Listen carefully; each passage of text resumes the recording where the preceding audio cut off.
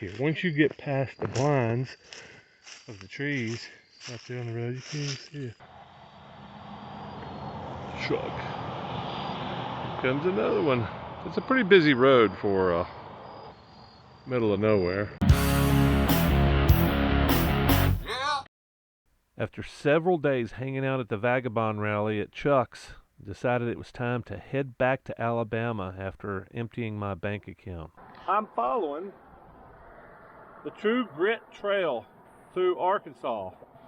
I'm heading towards Dardanelle down in Yell County. I'm Maddie Ross of near Dardanelle in Yell County. We're J. Noble Daggett of Dardanelle in Yell County. My name is Maddie Ross. We're located in Yell County.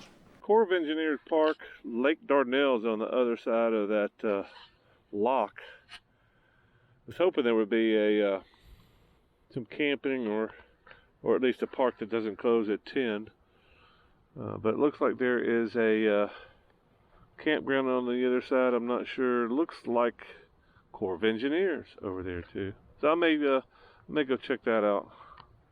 After rolling to the other side of the river, I realized that even though it was a beautiful campground and reasonable prices, all Corps of Engineer parks are, I decided to keep on rolling. Just didn't get that feel.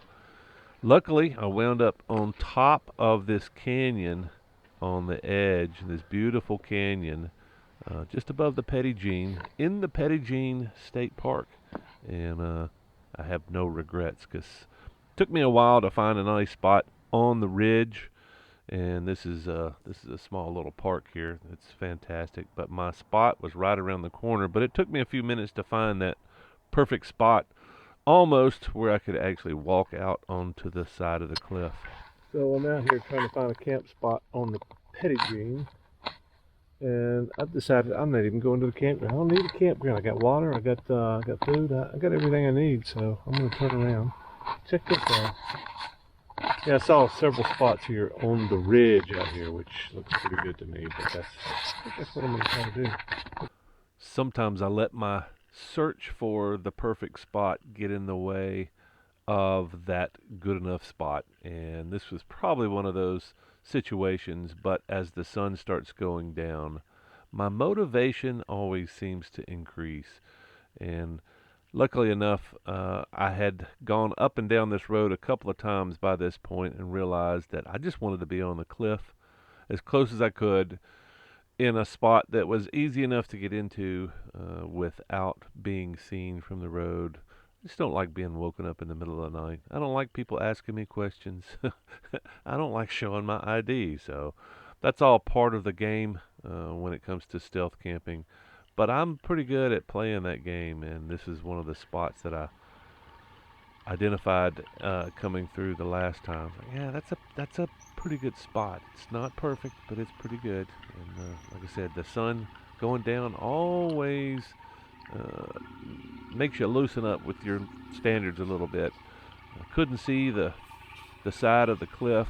There was big granite rocks in the way, or sandstone rocks in the way, but yeah, this was pretty good. Easy access, nice and flat, not a lot of obstacles, and off the road just far enough that I would not be discovered for the night.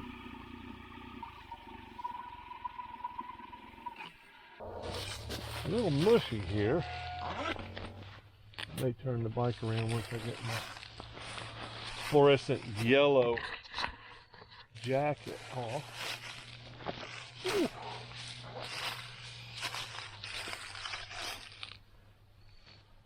Yeah, this definitely looks like a cool spot. Wow, I had to pee bad. Been holding that for a few hours. Yeah, that's the overlook. Maybe I'll come out there when the sun comes up. But this is a really good spot. This is easy access. There's several entrances in here. This one just caught my eye because it was kind of out of the visibility from the folks down there on the overlook. I don't want anybody going, hey man, some guy rode his motorcycle off into the woods. You can even see it once you get back here. Once you get past the blinds of the trees out there on the road, you can't even see it. I think I'm going to probably tie up to these two trees right there. Kind of block everything in. Here comes the car. Truck. comes another one. It's a pretty busy road for middle of nowhere, but it is a state park, and it's I think it's a state highway too. So yeah, this is cool. This is old sandstone. This is the kind of stuff I grew up on. This is some sweet, sweet rock. I don't know how the hell to get up on here. I'm not climbing up here this late in the evening. Break my ankle, can't get out.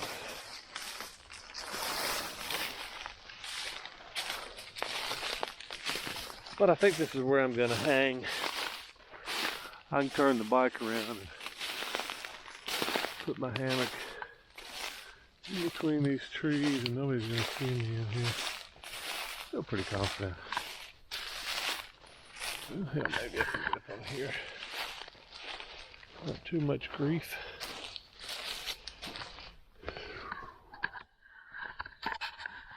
Maybe. Kind of hard to climb with one hand. Oh, this is not much of a tree here.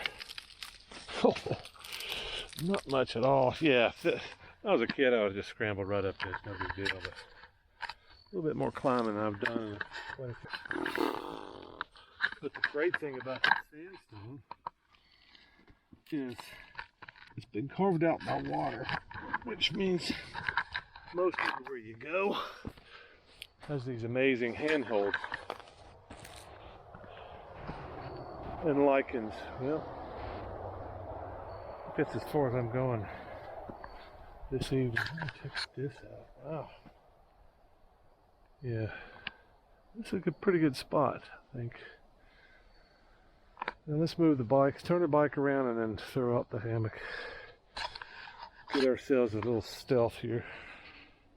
See if we can get down the rock without dying. It's always harder going down. I think that looks like a full moon, and it's sitting out here over this, wherever the hell we're going. I'm walking down the street, you can see my shadow. Well, that was a nice evening, very quiet. Cars are starting to run again this morning. It's very mild. I think it was probably low 60s. And wish I had a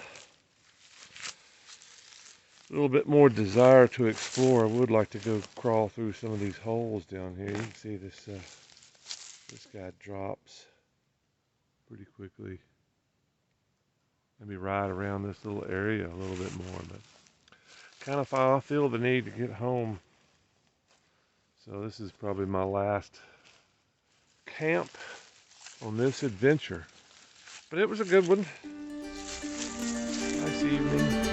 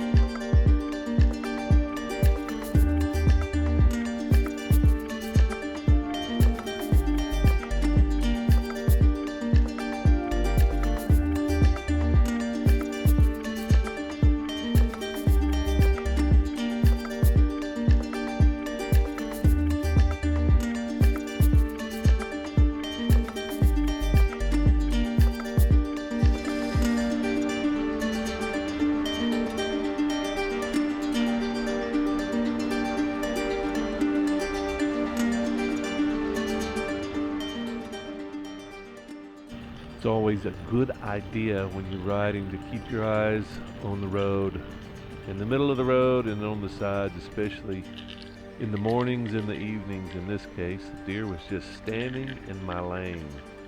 Kind of bizarre, a little bit unusual, but it just kind of points out that deer don't like vehicles that much. The smart ones stay on the side of the road when they're eating, and some of the dumb ones just kind of run across right in front of you when you get there. I think I was saying something like, I would rather him stand in my lane than dash across right at the last minute, which is that's typical. That's what they do. That's why so many people hit deers. I'm sure quite a few people have been killed on a motorcycle by those 100, 200, 300 pound animals. Slowly descended down the mountaintop, and I was sad to see that nice mountain range behind me, but Alabama awaits.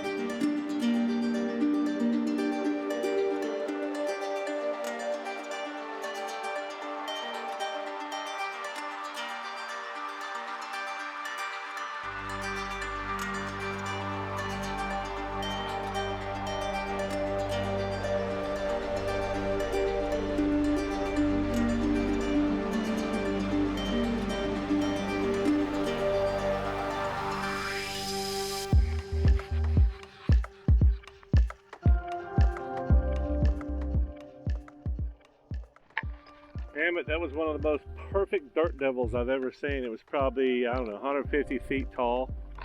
And then about the time I got the camera turned on, it just kind of went up into the sky and over. Holy shit, it's Cool Hand Luke. I'm gonna go back and get a shot of it.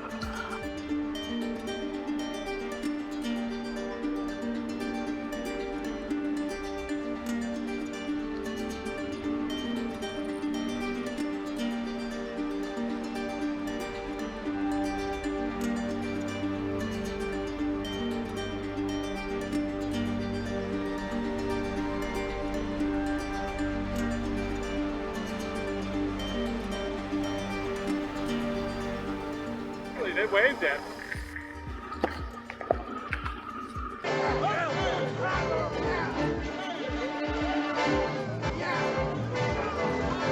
Now, most people would have just passed by the inmates working on the side of the road, but I am fascinated by the interesting people and things that you rarely see on the side of the road. Back in the day, I can remember lots of convicts on the side of the road making themselves useful, picking up trash and other things, and giving back to the community that is protecting themselves from this crowd. It has gotten to the point nowadays where it's politically incorrect to put inmates to work. I guess it looks a lot like slavery, but I'm sure that's fine if you just put a bunch of white faces out there. I guess by the middle of October, most people in the South even have put their motorcycles away, as I think this was the third or fourth guy I saw riding the entire day. He certainly looked old enough to be retired, but like me, he seemed to be enjoying his ride.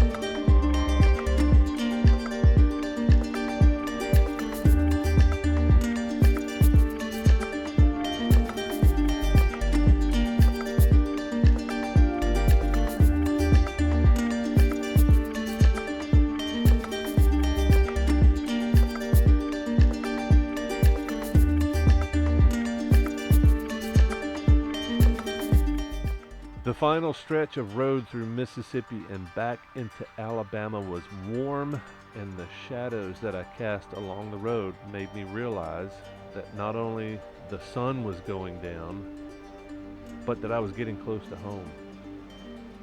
This was a bittersweet leg of my journey because I knew it meant the end of my adventure. But I was also welcoming a warm and dry place to put my feet up and take a shower whenever I wanted. It was going to be good to be home for a while.